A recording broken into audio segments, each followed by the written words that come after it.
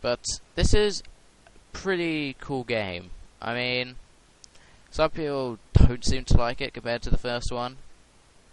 But, you know, I still think it's pretty cool. No people saying, like, oh, it's just turned into a corridor shooter. I mean, yes, I guess you could say it's that way, it's turned into a corridor shooter, but it's a very wide and very vast corridor. Because it still has the whole sort of thing where you can approach it from different angles. You want to just stealthy, like stealth, or just all out, like, go crazy. And the shooting in it is pretty solid. The online is pretty much a Call of Duty clone. It's not that great, to be honest, but you know, which is kind of a shame because I believe the online was developed by Free Radical, who renamed Crytek UK, who made the Time Splitters games, which I absolutely loved, and they kind of ballsed up the multiplayer in this, as in they didn't make it very good at all. And going into it now especially, everyone else will be really high ranked, they have loads of items because of that, and they'll basically just destroy you over and over again. Dark Souls, then again, as before I say, I've never really been to much competitive multiplayer. I mean, some games I am, but overall, not really. Much more either co-op multiplayer or just single player. Now, Dark Souls, really challenging game. I mean, you're more than a man of me if you prepare yourself to actually get through it all. Which, you know, I plan to do at some point. I actually have the strategy guide for this, which has helped out on occasion. But yeah, it's really, like, good, like, skill-based sort of fighting system. You gotta know your timings.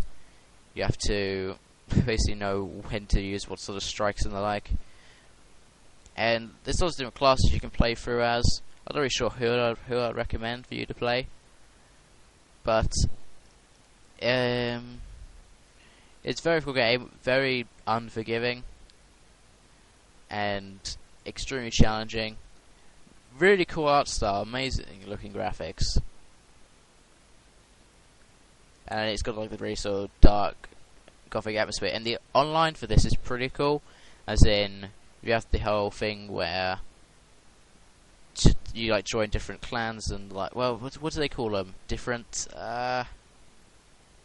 somethings, which you can join. Some of them are good, some of them are bad, and pretty much the bad ones will let you invade people's games, and basically then you'll show up as an evil spirit, and then they'll have to fight you off, and you can get their loot or they can get yours or whatever from killing you. I'm not really sure how it works 100%. And you can also lay down you can write your name and people can call on you to come and help you, or you can find other people's names on the ground which you can call in to help you. But that only works when you're in human form. So, good luck trying to get to that. Humanity's not the easiest thing to come by. This certainly made it a lot easier to become human than in the before game, Demon Souls, which I'll get onto in a minute. First of all, Darksiders, Wrath of War. For some reason, I've never seen that under title. I've never seen that subtitle for this game. It doesn't even have it on the box. But Darksiders, a cool game. I'd say best sort of comparison to mix with it. Mix it with a style fighter like Devil May Cry, with sort of like puzzles and the like from Zelda. It is a really fun game. It's got some pretty cool boss battles, a nice story, and it could take you a while to get through this anyway. And God, I keep getting forces to leave my head. But yeah, definitely check this game out if you have any sort of interest in, as I said, a style fighter or Zelda or the likes. It's obviously a lot more like I suppose I could say mature, but more sort of just like gory and the like than the likes of Zelda. But to be honest, there's nothing really that, you know, terrible in this game. The art style is, well, it's not really. They've sort of gone for a sort of graphic novel-y art style, which is what it's based off of. But it's also, like, they didn't know whether they want to go for that or realistic sort of looking graphics, and so they got some sort of in between. They look decent anyway. Dead Rising 2. Hey, this one's actually got an English box for whatever reason. Okay, really fun game if you can find someone else to play co-op with. It's still is fun, like single players, like the original Dead Rising, if not funner. But to be honest, you're gonna get the most enjoyment out of this. You have a friend to play with, multiplayer. You can just go around, mess about, explore the massive mall, get all the different weapons and the like, and fight of zombies for hours. And they also have this sort of mini game sort of mode in this, which, to be honest, it's hard to find games for, and it's not really that good anyway. Which is basically just to get you tons of money for the single player. It's the only reason really to play it. Dead to Rights Retribution. Now, this is a mediocre, I suppose I would put it, third-person shooter. I don't know, it's not that good in all honesty. You get two different sections to the game, really. You got the section when you're playing as a human, and this is sort of like doing things you get to. I mean, the combat, I guess, was okay. It just, again, the controls just, I guess the controls are okay, but to be honest, you feel like you should be able to control it much better. And this is another game I haven't played for a while, so I got to sort of stretch my memory to actually remember what happened in it. And you also get the other section where he plays the dog, where you're supposed to sort of do it stealth-like. And to be honest, it seems though it's only really put in there just to see them do executions with a dog. But yeah, I don't know, it's just subpar.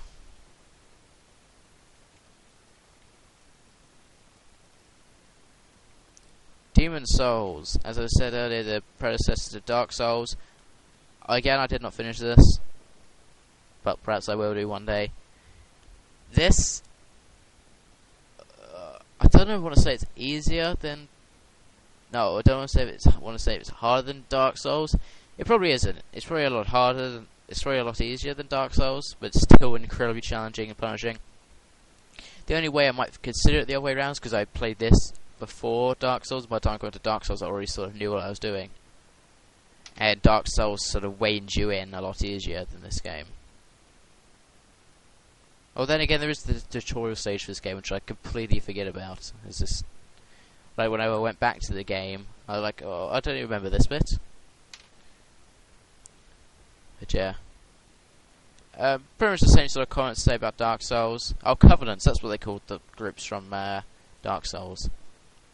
This game doesn't really have the Covenants and the like, but it still does have the sort of invading souls and assisting the souls and the like, mainly used for when you're fighting bosses.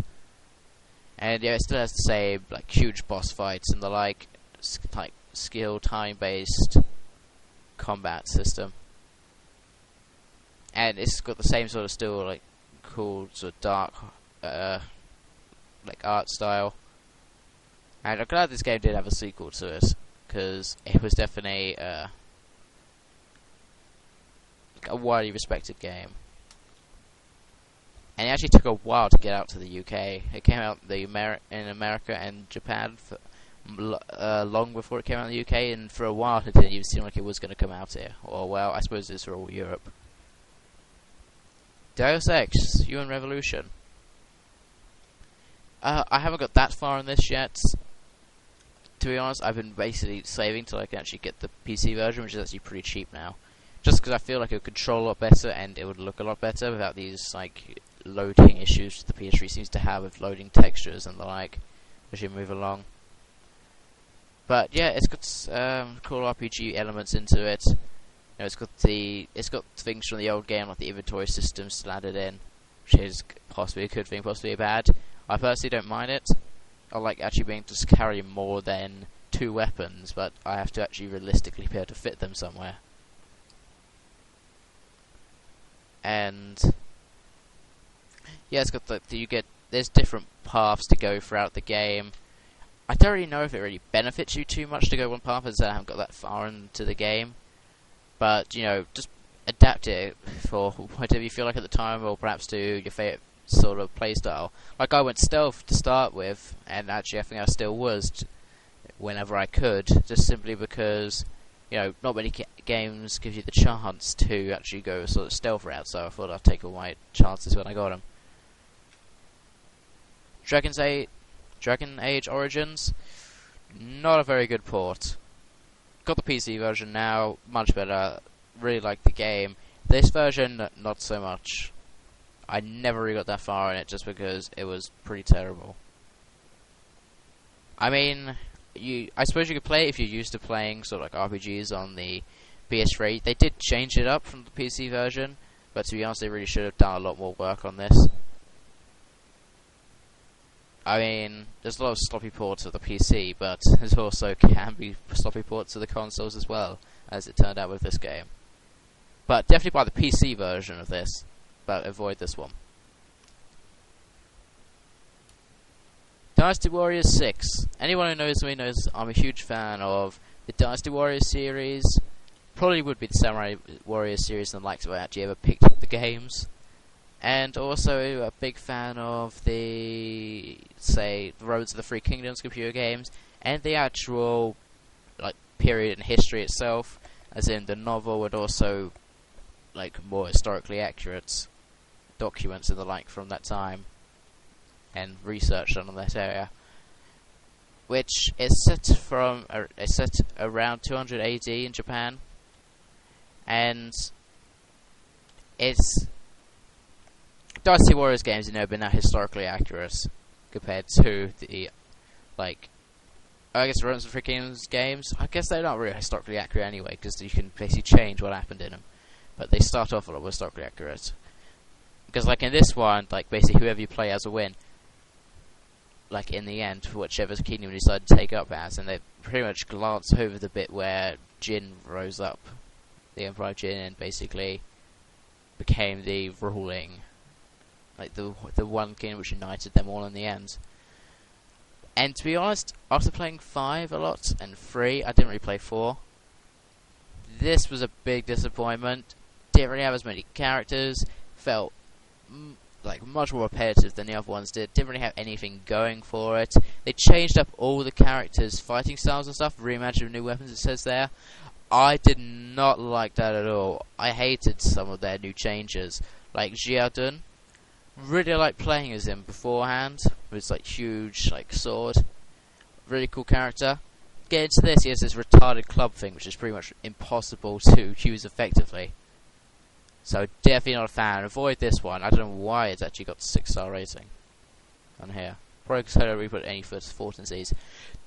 Dynasty Warriors 7, on the other hand, I actually played a lot more of this now. Bang. Huge, vast improvement over 6. I mean, I kind of glanced over 6 Empires. I used to have that, but I traded that back in, or did something with it. Which is, I guess it was an improvement of Dynasty Warriors 6, but it was definitely still a downgrade from Dynasty Warriors 5 Empires, which I would talk about, when I probably will talk about some point when I'm doing a different collection video. Dynasty Warriors 7. They did it a lot more in sort of historically accurate way in the way you play the campaign. You didn't play the campaign as a set character. The character changes throughout the missions. They did the missions following the storyline a lot better. They had characters die off when they're supposed to. They weren't afraid to have you fight in a battle, have you sort of win in the game, but then actually have, like, down effects and the like from it, like from, like, the fact that you should have actually really lost that battle, or to have you have to pull back or something. Which is really nice, the fact they didn't just have it so whoever you play as wins. In this one, it's ultimately decide who wins, and they added in the Jin faction for once. First time they got added into a Dynasty Warriors game, and it's pretty nice because you got the three other kings you're supposed to really play first, play for their timelines. After you get to about the third one, you know, a lot of the missions are sort of the same, but they do still have their unique missions added in there, and you know, it's always nice to be playing as different heroes from different perspectives of the battle. And then you get to Jin after you've done all that, and it's a completely new assortment of battles, because it's obviously set after the other fights. And This has got the sort of conquest mode. I don't really